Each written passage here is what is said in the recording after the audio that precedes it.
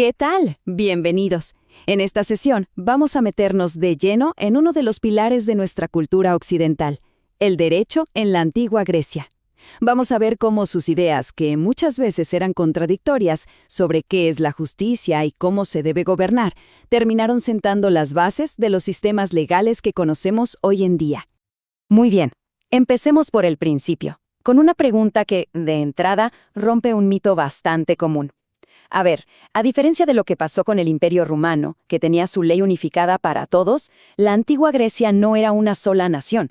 Era más bien un mosaico de ciudades-estado independientes, las famosas polis. Y cada una de ellas era como un laboratorio legal, con sus propias reglas, sus propias costumbres. Así que, y esto es clave para entender todo lo que sigue, nunca existió un único y unificado derecho griego. Esta imagen lo explica perfecto. La diferencia es fundamental. A la izquierda, el mundo griego, un verdadero hervidero de ideas legales. Cada polis era un experimento, un mundo aparte, donde el derecho estaba totalmente conectado con la identidad de la comunidad, con la filosofía, con el debate público. A la derecha, el enfoque práctico de Roma, un imperio gigantesco que necesitaba una ley unificada, una herramienta de administración para poder gobernar territorios superdiversos. Son dos formas completamente distintas de ver la ley. Aquí tenemos nuestra hoja de ruta para hoy. Primero, vamos a profundizar en esta idea de un derecho, muchas ciudades. Después, nos meteremos a explorar cómo evolucionó la idea de justicia. En tercer lugar, analizaremos los grandes experimentos jurídicos, comparando Atenas y Esparta. Luego, veremos cómo la filosofía se puso a pasar el derecho, con Platón y Aristóteles. Y para terminar, vamos a ver qué nos queda del legado griego hoy. Empecemos entonces con nuestro segundo punto, la idea misma de la justicia. Para los antiguos griegos, este no era un concepto estático, para nada. Evolucionó de una manera radical, pasando de ser un mandato de los dioses a un ideal de la razón humana. Entender este cambio es importantísimo porque es la base de toda su filosofía legal. En los tiempos más antiguos, en la era de Homero, la justicia era themis. Imagínense esto. La ley no era algo que los humanos creaban, era un decreto sagrado que los dioses le entregaban directamente a los reyes, un orden divino, absoluto, incuestionable. La justicia, literalmente, venía de arriba. Pero después, con poetas como Hesíodo, algo empieza a cambiar. Aparece el concepto de diké. Aquí la justicia, digamos, baja del Olimpo a la tierra, se convierte en un ideal de equidad. La idea de dar a cada uno lo suyo. Ya no es solo un mandato divino, es algo que las personas pueden exigir entre ellas. Es el gran paso de la voluntad divina a un orden más humano. Y finalmente, la culminación, daikaiosine. Este ya es el concepto en su máxima expresión. La justicia se convierte en un ideal abstracto, una virtud cívica clave, tanto para el ciudadano como para la polis. Es la fusión de la ética con la ley escrita. La idea de que ser justo es parte de ser un excelente ser humano y, por supuesto, un buen ciudadano. Y esta frase de Heráclito lo resume de una forma brillante. La ley ya no era algo que venía de afuera, impuesto. No, se convirtió en el corazón mismo de la identidad de la ciudad. Defender las leyes era tan importante, tan vital, como defender las murallas físicas de la polis. Era, literalmente, lo que los mantenía unidos y a salvo. Bueno, ya vimos la filosofía, la teoría. Ahora pasemos a la práctica con nuestro tercer punto, los experimentos jurídicos. ¿Cómo se aplicaron estas ideas en el mundo real?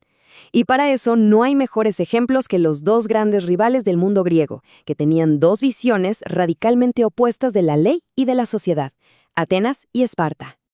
El caso de Atenas es fascinante. Vemos una evolución legislativa increíble. Empezaron con el Código de Dracón, que era tan pero tan severo que de ahí nos viene la palabra draconiano. Pero fíjense en la progresión.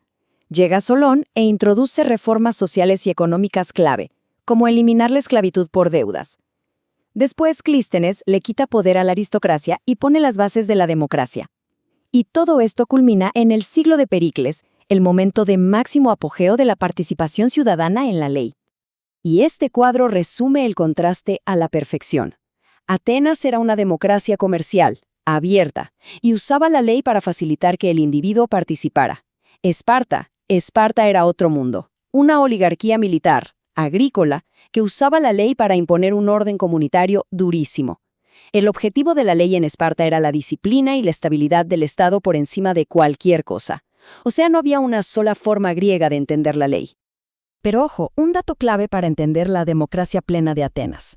Cuando hablamos de ciudadanos con plenos derechos, hablamos de más o menos un 10% de la población. Nada más. Las mujeres, los esclavos, los muchísimos extranjeros que vivían ahí, todos estaban completamente excluidos de la vida política y legal. Es una democracia, sí, pero para una minoría muy, muy exclusiva. Claro, todos estos experimentos prácticos no pasaron desapercibidos.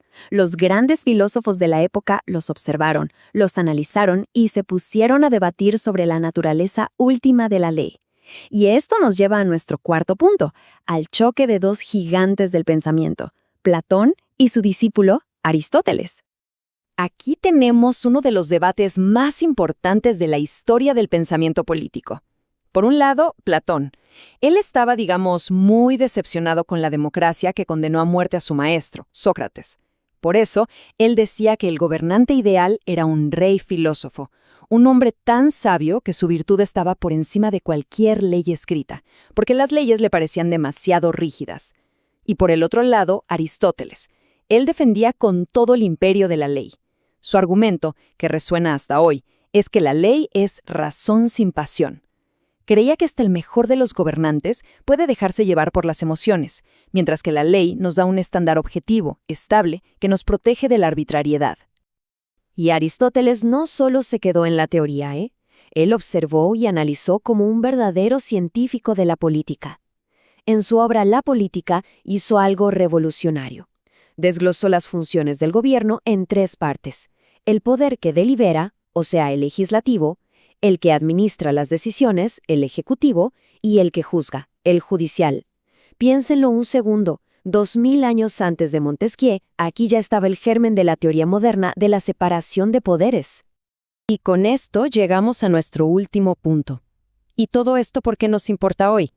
Porque el legado griego no es una pieza de museo.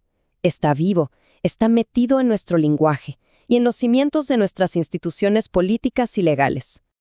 Pensemos, por ejemplo, en la palabra amnistía. No es solo una palabra, viene de una práctica política muy específica de Atenas, el juramento de me mnisikakein, que significaba no recordar lo malo.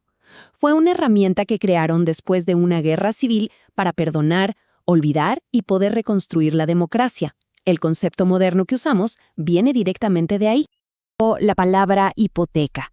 Viene del griego hypotike, que literalmente significa poner debajo. Se refería a poner una propiedad como garantía debajo de una deuda. Un concepto que hoy es, la base de nuestro sistema de crédito y de propiedad. Y claro, la más famosa de todas, democracia. Demos, el pueblo.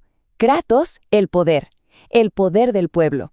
Es una idea que ellos no solo nombraron, sino que por primera vez en toda la historia intentaron llevar a la práctica con todas sus complejidades y todas sus limitaciones. Para cerrar, volvamos a esa tensión que hemos visto todo el tiempo. El modelo de Esparta, que valora la ley como la que garantiza el orden de la comunidad, contra el modelo de Atenas, que la ve como una herramienta para la libertad del individuo. Comunidad contra individuo. Este debate, que nació hace miles de años, sigue hoy en el centro de todas nuestras discusiones sobre política y derecho. ¿Cuál es el verdadero propósito de la ley? La pregunta que se hicieron los griegos sigue más abierta que nunca.